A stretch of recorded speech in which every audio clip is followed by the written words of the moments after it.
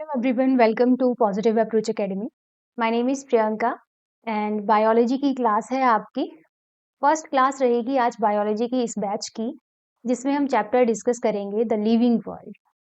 तो पहले तो सभी को वेरी गुड मॉर्निंग। और आज की इस क्लास में जैसे कि मैंने कहा आपको लिविंग वर्ल्ड हम शुरू करेंगे। बहुत ही छोटा सा चैप्टर है। अगर मैं कहूँ तो एक क्वेश्चन आपको देखने को मिल सकता है इस चैप्टर से, एक या दो। बहुत ज़्यादा इम्पोर्टेंट नहीं कहेंगे इस चैप्टर को, फिर भी बेसिक जो है इस चैप्टर में है सब कुछ। मतलब जो हम आगे भी पढ़ेंगे डिटेल में चैप्टर्स, उन सब का बेसिक थोड़ा-थोड़ा यहाँ पे आपको देखने को मिलेगा। तो शुरू करेंगे आज की क्लास को हम। सबसे पहले तो एक बेसिक इंट्रोडक्शन मैं दूंगी बायोलॉजी की। सभी को पता है बायोलॉजी क्या होता है। बायो प्लस लॉजी, है ना। मीनिंग पता होना चाहिए as a biology student. Biology दो शब्दों से मिलकर बना है, आपको पता है, बायो और लॉजी।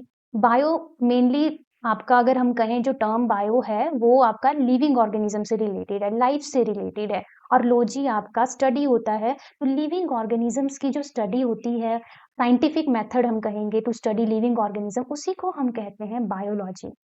ठीक है। अब बायोलॉजी की फर्दर ब्रांचेस होती हैं, जैसे कि बॉटनी है, जूलॉजी है एंड आपका माइक्रोबायोलॉजी है। ये मेन ब्रांचेस हैं। इसके अलावा बहुत सारी और ब्रांचेस भी हैं, बट ये जो है ये मेन ब्रांचेस है। ठीक है। यहाँ से आपको टैट के एग्जाम में क्वेश्चंस देखने को मिलेंगे। इससे पहले तो मैं एक और चीज बता दूं आपको, क्वेश्चन कितने आएंगे आपको टैट के एग्जाम में। तो देखो, जो टैट है, एचपी टैट मेनली हम बात कर रहे हैं, टैट है, इसमें आपके 60 क्वेश्चंस आते हैं बायोलॉजी के, जो कि बहुत ज्यादा होते हैं, है ना। बहुत ज्यादा। और अगर आपका बायो पार्ट अच्छा है तो आपका टैट इजीली क्लियर हो सकता है, क्योंकि आपको पता है ये 90, आई थिंक 90 से क्लियर हो जाता है। 90 मार्क्स से आपको, 90 से 90 या 90 अबव आपका क्लियर होगा टैट। अगर आपको इतने मार्क्स आ जाते हैं तो 60 क्वेश्चन जो हैं आपके बायोलॉजी के रहते हैं, जिसमें बॉटनी एंड आपका जूलॉजी होता है। ठीक है। मिक्स क्वेश्चन आएंगे, कुछ बॉटनी के होंगे, कुछ जूलॉजी के होंगे, और माइक्रोबायोलॉजी के भी देखने को मिलते हैं। माइक्रोबायोलॉजी कुछ नहीं, बस इसमें वायरसेस और बैक्टीरिया के बारे में चीजें रहेंगी। जूलॉजी में आपके एनिमल्स के बारे में चीजें रहेंगी। बॉटनी में आपका प्लांट से रिलेटेड रहेगा। ठीक है। तो ये रहेगा आपका बायो का पोर्शन टैट एग्जाम में। और आपने कोशिश करनी है, कोशिश क्या, पूरी मेहनत लगा देनी है इन 60 मार्क्स लेने में। ठीक है। तो बायोलॉजी की अगर हम बात करें, जिसमें हमने बॉटनी, जूलॉजी और माइक्रोबायोलॉजी लिखा है ना, यहीं से आपको पेपर देखने को मिलेगा। तो बस यही मैंने आपको कवर कराना है, पूरी की पूरी बायोलॉजी। 6 डेज आपकी क्लासेस लगेंगी, पूरा वीक क्लासेस लगेंगी, मतलब सिर्फ संडे ऑफ रहेगा आपका। तो जितना डेली करवाया जाए, डेली आप लोगों ने पढ़ना है, एक भी दिन स्किप नहीं करना है। आपको पता है बायोलॉजी के बहुत सारे चैप्टर हैं, है ना। बहुत ज्यादा सिलेबस है बायो का, लेकिन हमने पढ़ना है टैट के अकॉर्डिंग। हमने +1 +2 का एग्जाम नहीं देना है कि पूरी पूरी थ्योरी रट ली। ठीक है। इसलिए मैं आपको उसी हिसाब से करवाऊंगी चीजें, ताकि टैट आपका क्लियर हो। क्योंकि बेसिक सारा कुछ तो आप पढ़ के आए हुए हैं। आपने +1 +2 में भी पढ़ा है, आपने कॉलेज में भी पढ़ा होगा, कुछ बीएससी वाले होंगे, कुछ एमएससी वाले होंगे, तो ऑलरेडी आपको बहुत सी चीजें आती हैं, है ना। तो हम उस तरीके से करेंगे, उस तरीके से चैप्टर्स को कवर करेंगे, ताकि आपका टैट एग्जाम क्लियर हो जाए। ठीक है। तो शुरू करेंगे अब आज की क्लास को। जैसे कि मैंने कहा, थोड़ा सा बायोलॉजी के बारे में डिस्कस कर लेते हैं। कुछ साइंटिस्ट रहते हैं इंपॉर्टेंट, उनकी इन्वॉल्वमेंट, कौन किसका फादर है मेनली, ये क्वेश्चन भी टैट एग्जाम में आपको देखने को मिलेगा कि who is father of biology, या बॉटनी, या जूलॉजी, या माइक्रोबायोलॉजी। बहुत सारी ब्रांचेस हैं बायोलॉजी की, जैसे कि मैंने आपको पहले ही कहा। तो शुरू करेंगे, सबसे पहले फादर से शुरू करते हैं, देन हम अपने चैप्टर पे चलेंगे। तो सबसे पहले तो फादर ऑफ बॉटनी बताएंगे मुझे, कौन होता है, किसे कहा जाता है फादर ऑफ बॉटनी। चलिए आप बताएंगे। आई थिंक सभी को पता होता है इसका आंसर, तो कितना बेसिक है ये। और जिनको नहीं भी पता है तो घबराने की कोई बात नहीं है, मैं हूं इधर, मैं आपको सारा कुछ बताऊंगी। इसीलिए हम यहाँ हैं कि आपको हर आपका हर चीज क्लियर कर सके, है ना। तो फादर ऑफ बॉटनी कहा जाता है आपके क्यूप्रेसिस को।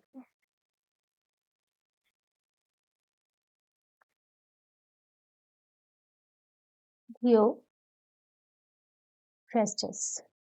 नाम याद रखिएगा। देन नेक्स्ट है आपके फादर ऑफ जूलॉजी। देखिए जिनको आंसर आते हैं उन्होंने कमेंट करते चलना है, ठीक है, और जिनको नहीं आते हैं वो ध्यान से सुनेंगे ताकि नेक्स्ट टाइम जब मैं पूछूं तो आपको आंसर डेफिनेटली आता हो, ठीक है।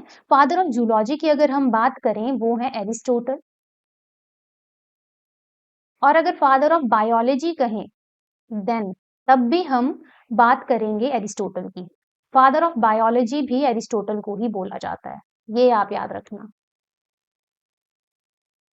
तब भी हम किसे कहेंगे, एरिस्टोटल को ही कहेंगे, ठीक है। तो ये हो गए father of biology, father of botany, father of zoology. अब हम बात करेंगे, जस्ट अ सेकेंड,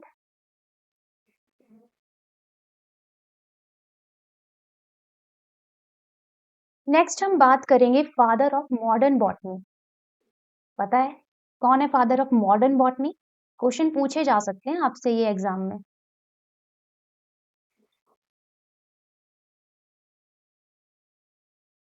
कौन है फादर ऑफ मॉडर्न बॉटनी? अगर आपको आंसर आता है तो यू कैन आंसर, है ना, जैसे मैंने पहले बताया आपको, आप आंसर कर सकते हैं। कौन है फादर ऑफ मॉडर्न बॉटनी? देखो फादर ऑफ बॉटनी तो थियोफ्रेस्टिस हैं, फादर ऑफ मॉडर्न बॉटनी कौन है? लीनियस, सुना होगा आपने नाम, कार्ल्स लीनियस, ठीक है, याद रखना इसको भी, इंपॉर्टेंट है ये। नेक्स्ट है फादर ऑफ जेनेटिक्स।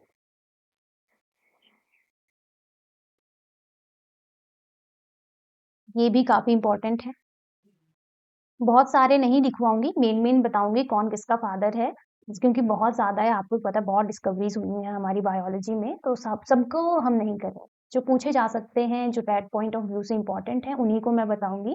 जेनेटिक्स के फादर तो सभी को पता होंगे, कौन है? मेंडल, जॉन ग्रीगर मेंडल, पूरा नाम नहीं लिखूंगी, सभी को पता है क्योंकि, है ना, सभी को पता रहता है।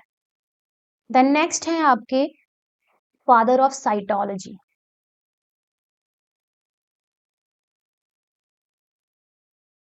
फादर ऑफ साइटोलॉजी कौन है? Father of cytology Robert hook, याद रखिए कौन है? Robert Hooke.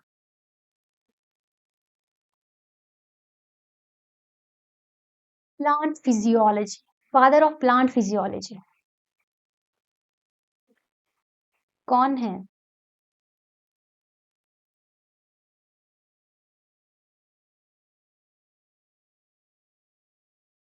स्टीफन हेल्स, कौन है? स्टीफन हेल्स, ठीक है। थोड़े से बचते हैं एक दो, उनको यहाँ लिख देती हूँ मैं, ठीक है।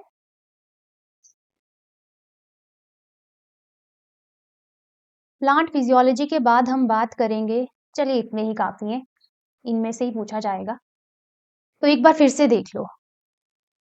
सबसे पहले तो हमने डिस्कस किया बायोलॉजी के बारे में, लाइफ के बारे में, जिसमें हम लाइफ की स्टडी करेंगे। लाइफ आपकी प्लांट की भी हो सकती है, आपकी एनिमल्स में भी लाइफ होती है, आपके माइक्रो ऑर्गेनिज्म आगे, जो कि botany, zoology, microbiology, main 3 branches of biology, इन्हीं के बारे में हम पढ़ेंगे। पूरा सिलेबस आपका यही है, बस इन्हीं को डिस्कस करना है हमने। और फादर्स की अगर बात करें, सबसे पहले फादर ऑफ बॉटनी आपके थियोफ्रेस्टस, फादर ऑफ जूलॉजी आपके Aristotle, father of modern botany आपके लीनियस, फादर ऑफ जेनेटिक्स आपके मेंडल, फादर ऑफ साइटोलॉजी आपके Robert Hooke, father of plant physiology आपके स्टीफन हेल्स, ठीक है। एक बार ध्यान से देख लीजिए। इसी के साथ मैं आपको बता दूं, ये जो आप पीडीएफ देख रहे हो, आपको पहले भी सर ने बताया होगा, ये आपको आपके ग्रुप में भी अवेलेबल हो जाएगी। तो अगर आपको नोट्स नहीं भी बनाने हैं तो उसमें भी कोई दिक्कत नहीं है, क्योंकि पूरी की पूरी पीडीएफ नोट्स के फॉर्म में आपको मिल जाएगी, है ना। अगर आपको बनाने हैं तो वो आपकी विश है, आप बना सकते हो, अदरवाइज तो आपको ये मिलनी है, पीडीएफ आपको पूरी की पूरी मिलेगी, ठीक है। देख लो एक बार ध्यान से इसको। चलिए, बायोलॉजी की अगर हम बात करें, लिविंग के बारे में ही बात करेंगे ना, लिविंग फॉर्म्स के बारे में, या लाइफ फॉर्म्स आएंगे इसमें, और जो प्रोसेसेस उनकी चल रही हैं, जो उनको जिंदा रख रही हैं, वो सारी हम पढ़ेंगे बायोलॉजी में, है ना, मतलब जो भी हम पढ़ेंगे सब कुछ आएगा इसमें। अब देखो यहाँ पे आप एक इमेज देख रहे हैं, पहचानते हो कौन है ये? ये जो शख्सियत आपके सामने है, क्या आप जानते हैं कौन है ये? ये है अर्नस्ट मेयर। नाम याद रख लो, एग्जाम में पूछा जा सकता है, हु इज अर्नस्ट मेयर। ठीक है, तो ये इनको कहा जाता है the Darwin of 20th century. क्या कहा जाता है इनको? बहुत इंपॉर्टेंट पॉइंट है, ध्यान से सुनना। The Darwin of 20th century. आपको डायरेक्ट क्वेश्चन पूछा जा सकता है एग्जाम में, who is called as the Darwin of 20th century? वो है आपके अर्नस्ट मेयर। इसी के साथ साथ ही और चीजों के लिए भी फेमस है। इन्हें एक अवार्ड मिला था, द ट्रिपल क्राउन अवार्ड। ये मैं आपको ऐसे ही बता रही हूँ, एग्जाम में नहीं पूछा जाएगा। इनको ट्रिपल क्राउन अवार्ड भी मिला है। और जो इंपॉर्टेंट पॉइंट है इनसे रिलेटेड, इन्होंने बायोलॉजिकल कॉन्सेप्ट ऑफ स्पीशिएशन दिया था। तो ये भी आपने याद रखना है। कौन सा कॉन्सेप्ट दिया है इन्होंने? Biological concept of speciation. ये बहुत इंपॉर्टेंट है। एक और बात मैं आपको बता दूं, जो भी पॉइंट मैं बोलूंगी, देखो मैंने टू द पॉइंट ही बोलना है सब कुछ, जो डायरेक्ट एग्जाम में पूछा जा सकता है, क्योंकि पीवाईक्यू बेस्ड रहेगा सब कुछ। जो भी मैं पढ़ा रही हूँ आपको, पढ़ेंगे हम हर चीज, कुछ भी नहीं छोड़ेंगे। ठीक है, और जो मैं करवाऊंगी, जो भी पॉइंट लिखवाऊंगी, वो सारा याद होना चाहिए आपको, क्योंकि क्वेश्चन वहीं से आना है, वहां से बाहर से क्वेश्चन नहीं आएगा। ठीक है, तो जितने भी पॉइंट मैं लिखवाऊं उनको ध्यान से सुनना है और याद करना है। तो अर्नस्ट मेयर को the Darwin of 20th century बोला जाता है। दूसरी बात, इन्होंने बायोलॉजिकल कॉन्सेप्ट ऑफ स्पीशिएशन दिया था। ठीक है, ये चीज भी आपने याद रखनी है। नेक्स्ट हम बात करेंगे, बहुत ही important point again, star mark. ठीक है, नेक्स्ट बात करेंगे टोटल नंबर ऑफ स्पीशीज कितनी नोन है और कितनी डिस्क्राइब की गई है। ये क्वेश्चन आपसे पूछा जा सकता है एग्जाम में। Number of species known and describe, तो उनकी रेंज आपको पता होनी चाहिए। ठीक है, वो है 1.7 टू 1.8 मिलियन। ये नंबर याद कर लो, डायरेक्ट क्वेश्चन बन सकता है एग्जाम के लिए। कितनी टोटल स्पीशीज नोन है और डिस्क्राइब की गई है? 1.7 टू 1.8 मिलियन। ठीक है, यहां तक क्लियर? ये तो बेसिक है बायो का, अभी तो शुरुआत है, और ये चैप्टर तो बहुत ही इजी है। आई थिंक अगर आज की क्लास में अगर हम पढ़ते रहे इसको अच्छे से, तो ये आज ही खत्म हो जाएगा, अदरवाइज कल भी चलेगा। वैसे तो हमने एमसीक्यू प्रैक्टिस भी करनी है, आपको तो पता ही है। इंट्रोडक्टरी क्लास आई थिंक देखी ही होगी आपने, फिर भी मैं आपको बता देती हूँ बायोलॉजी का जो हम जिस तरीके से पढ़ेंगे, कैसे पढ़ेंगे। देखो, सबसे पहले हम थ्योरी करेंगे, थ्योरी करने के बाद हम एमसीक्यू प्रैक्टिस करते हैं। तो बस यही पैटर्न रहेगा, और हो सकता है बीच में टेस्ट भी लिया जाए। तो लगातार पढ़ते रहना है आपने। Excuse me. तो ये तो बात रही आपकी, नंबर ऑफ स्पीसीज कितनी है टोटल और कितनों को डिस्क्राइब किया गया है। ठीक है, तो ये तो हो गया इतना, और अर्नस्ट मेयर के बारे में भी हमने जान लिया। अब आते हैं चैप्टर की मेन हेडिंग पे, जो कि है लिविंग वर्ल्ड। नाम से पता चल रहा होगा कि लिविंग थिंग्स के बारे में ही पढ़ने जा रहे हैं। अब यहाँ पे आती हैं दो इंपॉर्टेंट पॉइंट्स। लिविंग वर्ल्ड की अगर हम बात करें,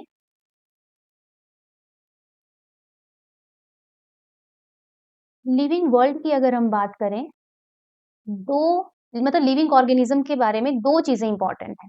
दो तरीके से हम डिफाइन कर सकते हैं। एक तो लिविंग थिंग्स के रहते हैं कैरेक्टरिस्टिक फीचर,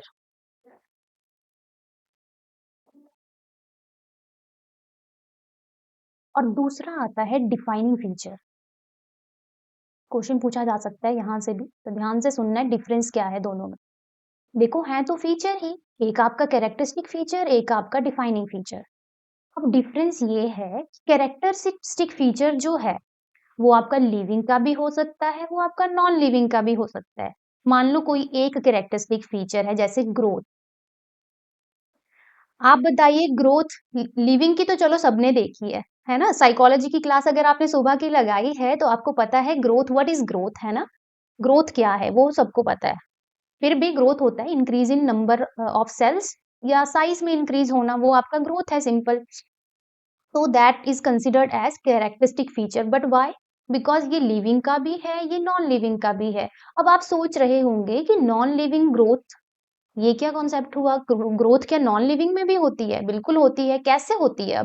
अब देखो, जो सैंड ड्यून्स होते हैं, रेत के टीले जिनको बोलते हैं, वो बड़े छोटे होते रहते हैं। जैसे हवा लगेगी तो वो बड़े बड़े होते हैं। जैसे मान लो ये सैंड ड्यून है, हवा लगी है, बहुत सारी रेत और आ रही है, तो ये इतना बड़ा भी हो सकता है। ग्रोथ हुई ना, साइज में बढ़ गया। कोई रॉक है, उसके ऊपर कोई भी मटेरियल है, वो इकट्ठा होता जा रहा है बहुत टाइम तक, तो वो भी तो बढ़ रही है ना, बड़ी हो रही है। मान लो कोई चीज ग्रो कर रही है उसके ऊपर, तो उसका भी साइज बड़ा हो रहा है। तो नॉन लिविंग थिंग्स भी ग्रोथ शो करते हैं। तो कैरेक्टरिस्टिक फीचर ऐसे होते हैं जो कि दोनों के लिए एप्लीकेबल होंगे, लिविंग के लिए भी और नॉन लिविंग के लिए भी। यहाँ पे मैं लिखती जा रही हूँ साथ में, ठीक है, आपके लिए इजी रहेगा। Applicable for both living plus non living. और वहीं अगर हम डिफाइनिंग फीचर्स की बात करें, ये सिर्फ लिविंग के कैरेक्टर होंगे, जो सिर्फ लिविंग में पाए जाएंगे और सब लिविंग में पाए जाएंगे। ऐसा नहीं है कि किसी एक लिविंग में हो गया तो ठीक है, मान लो प्लांट्स में पाया जाता है तो दैट्स इट, वो डिफाइनिंग फीचर हो गया। जी नहीं, वो ह्यूमन में भी होगा, प्लांट में भी होगा, बैक्टीरिया में भी होगा, उसको हम डिफाइनिंग फीचर बोलते हैं। ठीक है, applicable to all living organisms. यहां तक क्लियर हुआ कैरेक्टरिस्टिक फीचर और डिफाइनिंग फीचर में डिफरेंस क्या है? यस और नो करके बता दीजिए जो एस्पेरेंट्स लाइव हैं। इतना पता चल गया कैरेक्टरिस्टिक फीचर और डिफाइनिंग फीचर में क्या डिफरेंस है।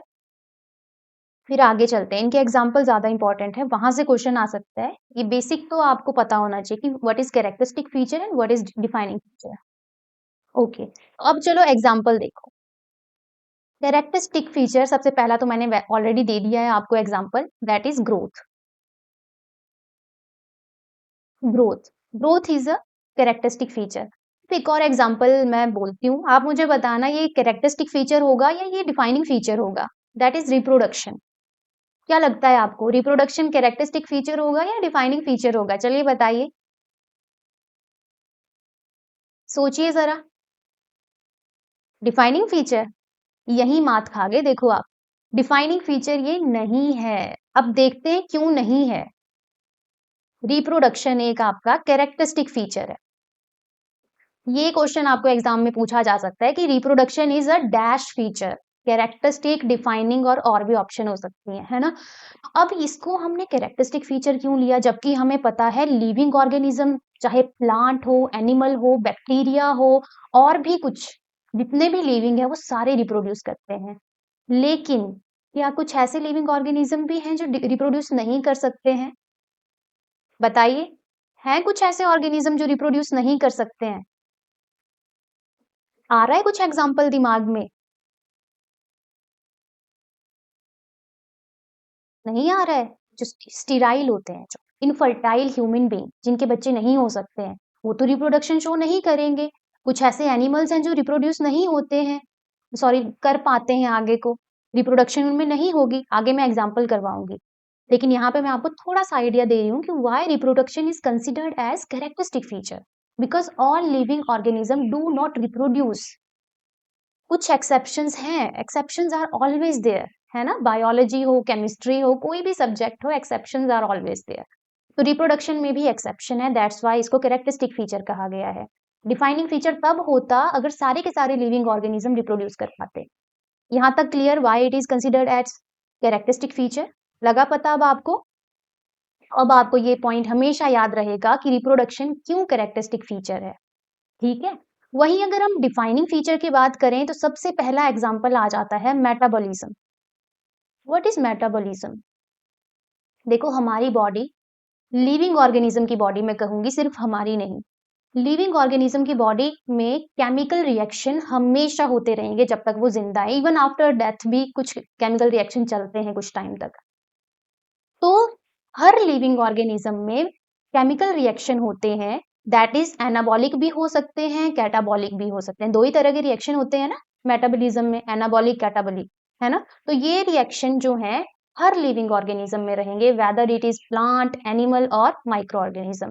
दैट्स वाई मेटाबॉलिज्म को हम कंसिडर करेंगे डिफाइनिंग फीचर। ठीक है, दूसरा आ जाता है इसमें कॉन्शियसनेस। कॉन्शियसनेस ये भी हर लिविंग ऑर्गेनिज्म के लिए एप्लीकेबल है। अवेयर है ना लिविंग ऑर्गेनिज्म अपनी सराउंडिंग को लेकर, कौन चीज उनको हर्ट करेगी, कौन चीज उनके लिए अच्छी है, कब उनको खाना है, कब उनको नहीं खाना है, weather it is plant, animal, micro organism, इसमें बैक्टीरिया, फंगी, हर चीज आएगी, वो सब अवेयर हैं। दैट्स वाई कॉन्शियसनेस को भी क्या कहा गया है, डिफाइनिंग फीचर। तो यहाँ से आपके लिए एग्जाम में क्वेश्चन बन सकता है कि बताओ ग्रोथ कैसा फीचर है, कैरेक्टरिस्टिक या डिफाइनिंग। कॉन्शियसनेस कैसा फीचर है, कैरेक्टरिस्टिक या डिफाइनिंग। समझ आया सभी को? अच्छा, एक और क्वेश्चन, एक टर्म सुनी होगी आपने, सेल्फ कॉन्शियसनेस। बताओ, सोचो जरा, कॉन्शियसनेस ये डिफाइनिंग फीचर है या ये कैरेक्टरिस्टिक फीचर है? ये भी क्वेश्चन बन सकता है। अब कॉन्शियसनेस तो हमने कहा डिफाइनिंग फीचर है, तो क्या सेल्फ कॉन्शियसनेस भी आपका डिफाइनिंग फीचर होगा? करिए जरा आंसर, सोचो क्या होगा सेल्फ कॉन्शियसनेस। देखो ये आपका कैरेक्टरिस्टिक फीचर है। कैसा है ये? Characteristic feature. अब आप सोचोगे कि ये क्या बात हुई, कॉन्शियसनेस तो आप कह रहे हो कि डिफाइनिंग फीचर है और सेल्फ कॉन्शियसनेस आप कह रहे हो कैरेक्टरिस्टिक फीचर है। बिल्कुल सही कह रही हूं मैं। अब ऐसा क्यों? सेल्फ कॉन्शियसनेस पाई जाती है only in human, only in human, सभी लिविंग ऑर्गेनिज्म में नहीं पाई जाती है। That's why it is considered as characteristic feature. ठीक है, डिफरेंस क्लियर हो रहा है? जानवरों में नहीं होती है सेल्फ कॉन्शियसनेस, प्लांट्स में नहीं होती है सेल्फ कॉन्शियसनेस, सिर्फ हम में होती है, वी ह्यूमंस में होती है। ठीक है, तो ये याद रखना आप। कैरेक्टरिस्टिक फीचर और डिफाइनिंग फीचर के एग्जाम्पल याद होने चाहिए, बहुत इंपॉर्टेंट है, यहाँ से क्वेश्चन बन सकता है। ठीक है, अच्छा यहाँ तक क्लियर सभी को? बता दो एक बार, यहाँ तक क्लियर? ओके, जहां भी डाउट होगा ना आपने बता देना है। ठीक है, अब थोड़ा सा डिटेल में डिस्कस कर लेते हैं ग्रोथ को। सबसे पहले देखो, ग्रोथ आपकी लिविंग में भी हो रही है प्लस नॉन लिविंग में भी हो रही है। ठीक है, लिविंग में आपके यूनिसेल्युलर ऑर्गेनिज्म भी होते हैं, सभी को पता है यूनिसेल्युलर मतलब सिंगल सेल्ड ऑर्गेनिज्म, एंड आपके मल्टी सेल्युलर ऑर्गेनिज्म भी होते हैं।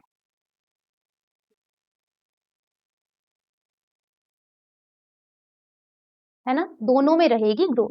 और नॉन लिविंग में भी ग्रोथ होती है, हमने अभी बात की थी, सैंड ड्यून्स हो गए आपके, स्टोन वगैरह, मतलब बहुत सारे एग्जाम्पल हैं। ठीक है, क्योंकि उनमें भी इंक्रीज इन नंबर और इंक्रीज इन साइज होता है। तो यहाँ पे मैं ग्रोथ में लिख देती हूँ ताकि आपको याद रहे। ग्रोथ होती है आपकी increase in number and increase in size, ये है आपकी ग्रोथ। तो लिविंग नॉन लिविंग दोनों में रहेगी। अब यूनिसेलुलर ऑर्गेनिज्म में भी ग्रोथ हो रही है और मल्टी सेलुलर में भी ग्रोथ हो रही है। ये जो आपके यूनिसेलुलर ऑर्गेनिज्म है, यहाँ पे एक इंपॉर्टेंट टर्म आती है रिप्रोडक्शन। यूनिसेलुलर ऑर्गेनिज्म भी रिप्रोड्यूस करते हैं, है ना। तो ये जो रिप्रोडक्शन है और ग्रोथ है, यूनिसेलुलर ऑर्गेनिज्म में एक ही बात है। ग्रोथ को ही रिप्रोडक्शन बोला गया है क्योंकि देखो यूनिसेलुलर ऑर्गेनिज्म मान लो एक से दो बन गया, ये ही होती है ना रिप्रोडक्शन। अगर आप बैक्टीरिया की बात करें, आप वो फिजन की बात करें, बैक्टीरिया में जो फिजन होता है, तो वहां पे जो फिजन हो रहा है उसमें हो क्या रहा है, एक सेल से दो सेल बन रहे हैं। और ग्रोथ क्या है, increase in number, number increase हो रहा है, साइज में भी इंक्रीज होता है। तो इसलिए रिप्रोडक्शन और ग्रोथ सिनोनिमस है। किसके लिए? सिर्फ यूनिसेलुलर ऑर्गेनिज्म के लिए। और मल्टी सेलुलर ऑर्गेनिज्म में अलग होता है। मल्टी सेलुलर ऑर्गेनिज्म में ग्रोथ का अलग मतलब है, रिप्रोडक्शन का अलग मतलब है। मल्टी सेलुलर में आप अपना एग्जाम्पल ले लो चाहे, आपकी ग्रोथ हो गई, आपका increase in body mass, increase in height. और रिप्रोडक्शन आपको पता है, जब आप नेक्स्ट प्रोजेनी को बर्थ दोगे, है ना, तो वो आपकी रिप्रोडक्शन है। तो ये अलग टर्म्स हैं in case of multi cellular organism. ठीक है, और एक और चीज याद रखनी है कि लिविंग ऑर्गेनिज्म में जो ग्रोथ होती है वो इंट्रिंसिक होती है, इंटरनल ग्रोथ होती है। और नॉन लिविंग में होती है एक्सटर्नल ग्रोथ, कि बाहर हो रहा है सब कुछ, एग्रीगेट हो रहा है वहां पे सब चीजें। यहाँ तक क्लियर ग्रोथ? अब नेक्स्ट है रिप्रोडक्शन। ये दोनों ही कैरेक्टरिस्टिक फीचर है, याद रखना। दो तरह की रिप्रोडक्शन रहती है, सभी को पता है। कौन कौन सी? Asexual and sexual. Mainly two होती हैं, बाकी तो हम बाद में बात करेंगे ही। रिप्रोडक्शन की बात करें, दो इंपॉर्टेंट फैक्टर हैं जो अफेक्ट करते हैं रिप्रोडक्शन को, आपको पूछा जा सकता है। That is, first one is habitat, कहाँ पे रह रहे हैं ऑर्गेनिज्म, वो चीज। और दूसरा आ जाता है इंटरनल फिजियोलॉजी। तो आपको पूछा जा सकता है दो इंपॉर्टेंट फैक्टर जो रिप्रोडक्शन को अफेक्ट करते हैं, कौन कौन से हैं? That is habitat and internal physiology. Next हम बात करेंगे कुछ टाइप्स ऑफ रिप्रोडक्शन की। सबसे पहले तो एसेक्सुअल की बात कर लेते हैं। यहाँ पे तो हम जस्ट बेसिक सा डिस्कस कर रहे हैं, ये पूरे पूरे चैप्टर हैं, आपको पता ही होगा, है ना। डिटेल में भी हम करेंगे इनको, तो ऐसा नहीं सोचना है कि थोड़ा थोड़ा ही बता रहे हैं, इस चैप्टर में थोड़ा थोड़ा ही है। सबसे पहले मैं बात करूंगी फिजन की। बाइनरी फिजन, मल्टीपल फिजन, उसी की बात हो रही है, ठीक है। दूसरा मैं बात करूंगी रीजेनरेशन। कुछ ऐसे ऑर्गेनिज्म होते हैं जो अपनी बॉडी को रीजेनरेट कर लेते हैं। अगर मान लो कोई इंजरी हो गई या कोई बॉडी पार्ट उनका लॉस्ट हो गया, they can regenerate. Third one is budding. Fourth one is spores, sporulation होती है जो। फ्रेगमेंटेशन भी है। ये सारे एसेक्सुअल रिप्रोडक्शन के मेजर टाइप्स हैं, और भी बहुत होते हैं, बट मेनली मैं इनको बता रही हूँ। विद एग्जांपल करेंगे, क्योंकि कई बार होता है कि बताओ बैक्टीरिया में कौन सी टाइप ऑफ रिप्रोडक्शन होती है, या हाइड्रा में कौन सी टाइप ऑफ रिप्रोडक्शन होगी, या अमीबा में कौन सी टाइप ऑफ रिप्रोडक्शन है, एसेक्सुअल मोड ऑफ रिप्रोडक्शन कौन सा होता है। तो वैसे भी क्वेश्चन आ जाता है, ठीक है। जैसे कि मैंने आपको क्लास के स्टार्ट में ही कहा कि हर पॉइंट इंपॉर्टेंट है, जो भी मैं लिखवाऊंगी वहां से डेफिनेटली क्वेश्चन बन सकता है एग्जाम के लिए। सारे पॉइंट्स याद रखने हैं। फिजन की मैं बात करूं, फिजन किसमें देखने को मिलता है? एग्जाम्पल अगर कहें हम, बैक्टीरिया, अमीबा, ये आ गए एग्जाम्पल। ये देखो यहाँ पे अमीबा की डायग्राम भी लगी हुई है, सबने देखा है, सबने ड्रॉ किया होगा, है ना। नाइन्थ नाइन्थ 10th क्लास से हम ड्रॉ करते आ रहे हैं अमीबा को, तब से पता है हमें व्हाट इज अमीबा, है ना। रीजनरेशन की बात करें, देगा कोई एग्जाम्पल? रीजनरेशन किसमें सुनी है आपने? बताओ, रीजनरेशन कहाँ सुनी है? बायोलॉजी एक ऐसा सॉरी टॉपिक है ना, जिसमें एक्स्ट्रा एक्स्ट्रा चीजें निकलती ही जाएंगी। तो मैं कुछ एक्स्ट्रा पॉइंट्स भी बताया करूंगी आपको, जो आपकी जनरल नॉलेज को एनहांस करे। बताओ रीजनरेशन किसमें देखी है? Planaria most common example. Budding किसमें देखी है आपने? बडिंग, बडिंग आपने देखी होगी हाइड्रा में, ईस्ट में, पॉरीफेरा में, एक्सक्यूज मी। फ्रेगमेंटेशन किसमें देखी है आपने? एल्गी में देखी होगी। और स्पोर्स मेनली फंगाई, जो फंजी होती है आपकी, है ना, फंगस। तो ये कुछ सेक्सुअल मोड ऑफ रिप्रोडक्शन है, टाइप्स हैं, उनके एग्जाम्पल हैं, साथ में याद करने हैं आपको ये सारे, ठीक है। रिप्रोडक्शन क्लियर सभी को?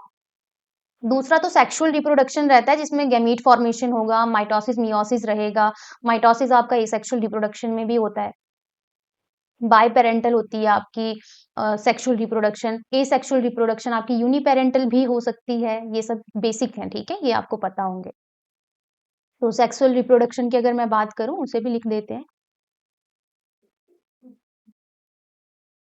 सेक्सुअल रिप्रोडक्शन मेनली आपकी बाय पेरेंटल होती है, इसमें फर्टिलाइजेशन रहेगी। एक्सटर्नल इंटरनल कोई भी हो सकती है, वो भी हम डिस्कस करेंगे आगे। गैमीट फॉर्मेशन रहती है, मेजर जो प्रोसेसेस हैं, गैमीट फॉर्मेशन होगी। सेक्सुअल रिप्रोडक्शन में बहुत इंपॉर्टेंट पॉइंट, क्यों बच्चे डिफरेंट हैं अपने पेरेंट्स से, क्यों एग्जैक्ट सेम नहीं है लाइक ए सेक्सुअल रिप्रोडक्शन, क्यों वेरिएशन होती है यहाँ पे, मियोसिस होती है यहाँ पे, है ना। These are the reason. तो ये है टू टाइप ऑफ रिप्रोडक्शन, जो कि बताओ डिफाइनिंग फीचर है या कैरेक्टरिस्टिक फीचर है? कौन सा फीचर है? अभी बताया था शुरू में। बताओ बताओ, डिफाइनिंग फीचर है या कैरेक्टरिस्टिक फीचर है?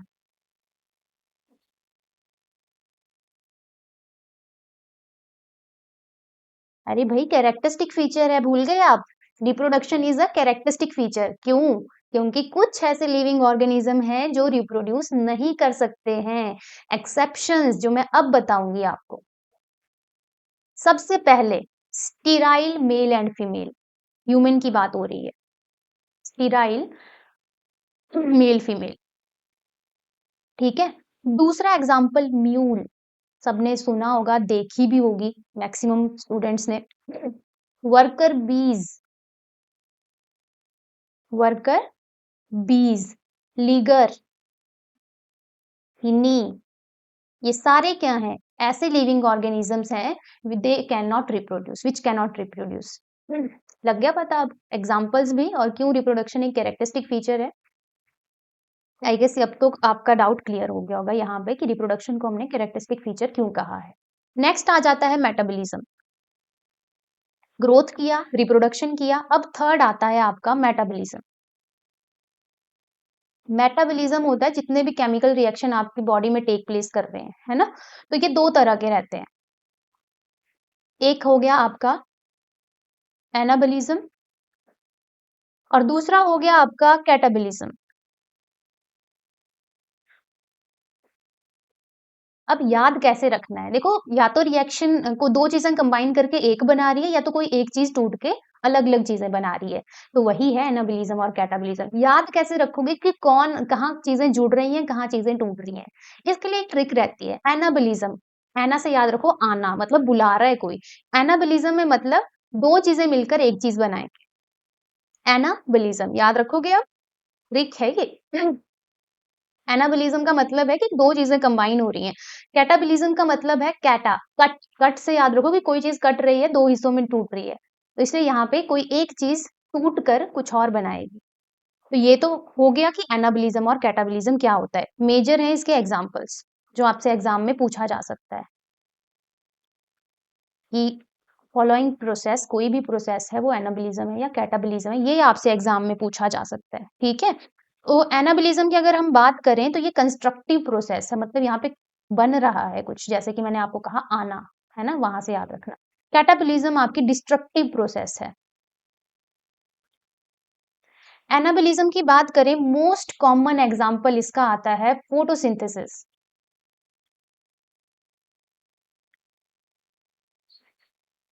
और कैटाबॉलिज्म की बात करें तो इसमें आपका रेस्पिरेशन आ जाएगा, रेस्पिरेशन आ जाएगा और अमीनो एसिड्स की फॉर्मेशन। प्रोटीन से, प्रोटीन जब टूट के अमीनो एसिड्स बनाती हैं, that is also a catabolic process, या हम कह सकते हैं कैटाबॉलिक रिएक्शन है। डाइजेशन, ठीक है, ये सारे एग्जाम्पल आपके कैटाबॉलिक रिएक्शन के हैं। यहां तक clear? What is metabolism? Sum total of all chemical reaction that are taking place inside your body is called metabolism. और ये हर लिविंग ऑर्गेनिज्म में होता है, कोई एक्सेप्शन नहीं है, दैट्स वाई इसको कंसीडर करते हैं डिफाइनिंग फीचर, ठीक है। अब यहां से एक और इंपॉर्टेंट क्वेश्चन जो एग्जाम में पूछा जा सकता है और पूछा गया है, पीवाईक्यू आपका, अकरेंस ऑफ रिएक्शन। ये जो हम मेटाबॉलिज्म की बात कर रहे हैं, ये जो केमिकल रिएक्शन है, ये कहाँ कहाँ हो रहे हैं उस बेसिस पे। तो अकरेंस हो रही है दो तरीकों से, एक इनसाइड सेल और एक हो रही है आपकी outside cell. Inside cell and outside cell. अगर रिएक्शन हो रहा है इनसाइड सेल, देन उसको, उस प्रोसेस को कहते हैं इन विट्रो। सुना होगा आपने काफी ज्यादा ये टर्म, इन विट्रो। तो इन विट्रो अगर बात आए, अगर आप सुने कि इन विट्रो रिएक्शन है, तो आपको समझ जाना है कि वो इनसाइड द सेल हो रहा है। और अगर आउटसाइड द सेल हो रहा है, सॉरी उल्टा हो गया यहाँ पे, थोड़ा सा गलत हो गया, ये इन वीवो होगा। इनसाइड द सेल आपका इन वीवो और आउटसाइड द सेल आपका इन विट्रो। देख लो ध्यान से, पढ़ लो इसको अच्छे से, प्रीवियस ईयर क्वेश्चन है ये आपका। इनसाइड द सेल अगर कोई भी केमिकल रिएक्शन हो रहा है, then it is called in vivo, and if outside the cell then it is called in vitro. Clear है इतना? आउटसाइड द सेल, या हम कहेंगे सेल फ्री कल्चर, वो ज्यादा अच्छी टर्म है, सेल फ्री कल्चर। यहां से अनदर क्वेश्चन जो आपके एग्जाम में पूछा जा सकता है वो है एग्जाम्पल्स, बहुत इंपॉर्टेंट है। कोई एग्जाम्पल आपके दिमाग में तो आप बता सकते हैं, इन वीवो का एग्जाम्पल बता दो। जिफ्ट, गिफ्ट नहीं पढ़ना है इसको, गिफ्ट नहीं है ये, सॉरी गिफ्ट है ये, एक गिफ्ट है ना, एक जिफ्ट है, उसमें कंफ्यूज हो गई मैं। ये गिफ्ट है आपका GIFT, गैमीट इंट्राफेलोपियन ट्रांसफर। ये आपका इन वीवो प्रोसेस है। कैसा है ये? In vivo. और अगर हम इन विट्रो की बात करें, IVF, in vitro fertilization, it is a in vitro process. ये दोनों एग्जाम्पल पूछे जा सकते हैं। एक जिफ्ट होता है ZIFT, वो भी आपका इन विट्रो प्रोसेस है, जाइगोट इंट्राफेलोपियन ट्रांसफर। तो यहां तक क्लियर हो गया कि मेटाबॉलिज्म में जो रिएक्शन है, अगर वो इनसाइड द सेल हो रहा है then it is called in vivo, मतलब हमारी बॉडी के अंदर अंदर हो रहा है, वो जो हमारे बॉडी के अंदर जितने भी प्रोसेसेस हो रहे हैं दैट आर इन वीवो। अगर आउटसाइड द सेल हो रहा है, मान लो कल्चर किया जा रहा है, लैब में हो रहा है ना, तो that is called in vitro, जैसे कि IVF हो गया, जिफ्ट हो गया। क्लियर है यहां तक सभी को?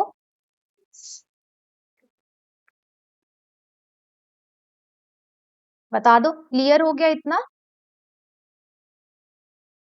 अच्छा देखो, यहाँ पे भी लगी हुई है इमेज इन वीवो और इन विट्रो की। इन वीवो आप देख सकते हो, एक एनिमल के अंदर एक्सपेरिमेंट करेंगे हम, एक एनिमल लिया, उसके अंदर कोई ना कोई चीजें डाल के, आपको पता है रैट मेनली यूज किए जाते हैं, तो ये इन वीवो हो गया। और अगर कल्चर प्लेट्स में हम कर रहे हैं then it is called in vitro. ठीक है, अब रहा हमारा last character, that is consciousness. ये मैंने आपको पहले भी बता दिया है, कॉन्शियसनेस आपका डिफाइनिंग फीचर है, क्योंकि ये सिर्फ लिविंग ऑर्गेनिज्म में पाया जाएगा, ज्यादा इसके बारे में नहीं बताऊंगी। कॉन्शियसनेस होता है हमारा रिस्पॉन्स टूवर्ड इन्वायरमेंट, जो भी हमारे सराउंडिंग में चीजें हो रही हैं उनसे रिलेटेड हमारा रिस्पॉन्स। और सेल्फ कॉन्शियसनेस अगर हम बात करें, वो सिर्फ ह्यूमन में पाई जाती है, दैट्स वाई उसको हम कैरेक्टरिस्टिक फीचर कहेंगे। क्लियर है इतना? तो नेक्स्ट टॉपिक कर लें या कल की क्लास में करना है? काफी है आज इतना, या पढ़ा दूं नेक्स्ट टॉपिक? बताओ। कॉन्शियसनेस को हम कहेंगे डिफाइनिंग फीचर,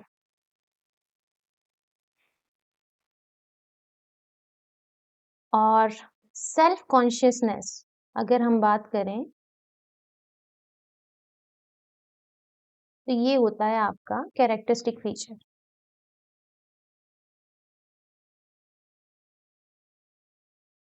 ठीक है, इसके बाद रहता है एक टॉपिक आपका टैक्सोनॉमी, जिसमें आपका classification, identification, nomenclature and one more thing. क्या रहता है नोमेनक्लेचर के बाद? क्या आएगा? क्लासिफिकेशन होता है, आइडेंटिफिकेशन होता है, नोमेनक्लेचर होता है, एक और होता है, मुझे अभी दिमाग में आ नहीं रहा है। तो वो चार चीजें हम करेंगे, मतलब मुझे लगता है हार्डली 5 मिनट लगेंगे उस टॉपिक को, पर चलो कोई नहीं, उसको हम कल की ही क्लास में करेंगे डिस्कस विद MCQ प्रैक्टिस। थोड़े से MCQ हम आज भी करेंगे, पहले देख लेते हैं आज की क्लास में हमने पढ़ा क्या क्या है। तो यहाँ से हमने अपनी क्लास शुरू की थी। द लिविंग वर्ल्ड हमारा फर्स्ट चैप्टर है, जिसमें मैंने आपको बायोलॉजी के बारे में बेसिक बताया कुछ, कि father of botany, zoology, microbiology कौन कौन है। बहुत इंपॉर्टेंट है ये पॉइंट्स, यहाँ से प्रीवियस ईयर क्वेश्चन ऑलरेडी पूछा गया है, तो आपने याद रखनी है ये चीजें। फादर ऑफ बॉटनी आपके थियोफ्रेसिस हैं, father of zoology Aristotle, father of modern botany Linnaeus है, फादर ऑफ जेनेटिक्स मेंडल है, father of cytology Robert Hooke हैं, father of plant physiology Stephen Hales हैं। बायोलॉजी में हम लाइफ फॉर्म्स और उनकी लाइफ प्रोसेसेस के बारे में बात करेंगे। Total number of species known and described अभी तक जो हैं वो 1.7 टू 1.8 मिलियन है। यहाँ पे आप इमेज देख सकते हैं, अर्नस्ट मेयर की है, जिनको डार्विन ऑफ 20th सेंचुरी बोला गया है। बायोलॉजिकल कॉन्सेप्ट ऑफ स्पीशिएशन इन्होंने दिया था। दो तरह के फीचर आज की क्लास में हमने डिस्कस किए, one is characteristic feature and another one is defining feature. Characteristic feature की अगर हम बात करें, ये लिविंग और नॉन लिविंग दोनों के लिए एप्लीकेबल है, और डिफाइनिंग सिर्फ लिविंग में पाया जाएगा, लेकिन सभी लिविंग में पाया जाएगा, तभी हम उसको डिफाइनिंग फीचर कहेंगे। कैरेक्टरिस्टिक फीचर में ग्रोथ और रिप्रोडक्शन आ जाएगा एंड सेल्फ कॉन्शियसनेस भी आएगा। वहीं डिफाइनिंग फीचर में हम बात करें तो इसमें मेटाबॉलिज्म और कॉन्शियसनेस आएगा। फिर यहाँ पे थोड़ा सा डिटेल में हमने डिस्कस किया, जो आपने अच्छे से पढ़ लेना है। और यहाँ पे आपके कैरेक्टर खत्म। अब थोड़ा सा हम एमसीक्यू देख लेते हैं, किस तरह के एमसीक्यू आते हैं। तो देखो, करेंगे आंसर आप साथ के साथ, ठीक है? थोड़ा सा आइडिया लग जाएगा आपको। जो आज हमने टॉपिक किए उनसे रिलेटेड जो क्वेश्चन होंगे वो हम आज करेंगे, जो बचते हैं उनको कल करेंगे। जैसे फर्स्ट क्वेश्चन है, which of the following is considered as defining property of living organism? Option A is growth, option B is reproduction, option C is metabolism, option D is increase in mass. क्या लगता है आपको, कौन सा है इनमें से डिफाइनिंग फीचर? बताओ बताओ बताइए, डिफाइनिंग फीचर कौन सा है इनमें से? क्या ग्रोथ है डिफाइनिंग फीचर, या रिप्रोडक्शन है, मेटाबॉलिज्म है, या इंक्रीज इन मास? अभी पढ़ा अपनी क्लास में। ऐसे ही डेली क्लास लगेगी आपकी, थ्योरी भी होगी, एमसीक्यू प्रैक्टिस भी होगी, और जैसे ही चैप्टर कंप्लीट होता है तब देन और ज्यादा एमसीक्यूज की प्रैक्टिस होगी, क्योंकि आपको पता है टेट एग्जाम में एमसीक्यू प्रैक्टिस बहुत इंपॉर्टेंट रोल प्ले करती है। स्पेशली पीवाईक्यूज बहुत इंपॉर्टेंट, हर चीज आपको करवाई जाएगी। बहुत ज्यादा टाइम है हमारे पास। आपका काम है डेली पढ़ना, डेली रिवाइज करना, और कंसिस्टेंट रहना है जब तक एग्जाम खत्म नहीं हो जाते। ठीक है, तो इसका जो करेक्ट आंसर है that is option C, metabolism. अभी पढ़ा हमने। मेटाबॉलिज्म आपका डिफाइनिंग प्रॉपर्टी है लिविंग ऑर्गेनिज्म की। सेकंड क्वेश्चन है बायनोमियल नॉमेनक्लेचर से, इसको हम कल की क्लास में करेंगे क्योंकि ये मैंने अभी आपको टॉपिक नहीं करवाया है। नेक्स्ट है साइंटिफिक नेम ऑफ मैंगो, ये भी आपका, चलिए मुझे लगता है नेक्स्ट जितने भी क्वेश्चन है ये नेक्स्ट टॉपिक से ही रिलेटेड है, इनको हम नहीं करेंगे। हाँ, ये सारे वैसे ही हैं।